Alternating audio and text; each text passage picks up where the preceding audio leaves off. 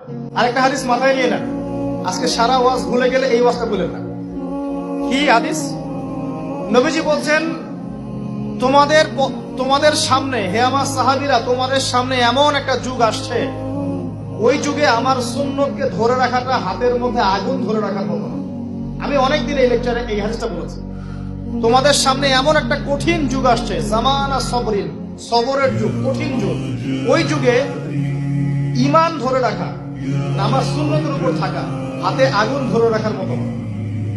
ওই যুগে যদি তোমরা আমার একটা সুন্নতকে জীবিত করতে পারো, সমাজে একটা সুন্নত মরে গেছে, ওটাকে আবার জীবিত করতে পারো, তাহলে 50 জন শহীদ সাহাবীর নেকি পাবো।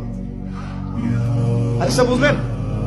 শুধু নেকি না, আপনি 50 জন শহীদ সাহাবীর নেকি পাবেন যখন চলমান সমাজে একটা সুন্নত মিটে গেছে, নাই, মানুষ আমল করছে না, কিন্তু আপনি সেটাকে জীবিত করলেন। পারা যাবে ইনশাআল্লাহ।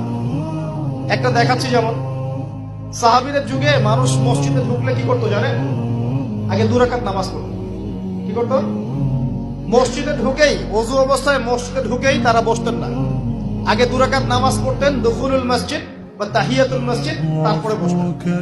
আর নবীজি বলেছেন, কিয়ামতের আগে আগে এই দুখুলুল মসজিদ, তাহিয়াতুল মসজিদ, এই নামাজটা উঠে যাবে।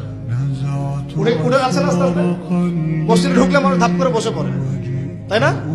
মানুষ ভুলেই গেছে এটা সুন্নত।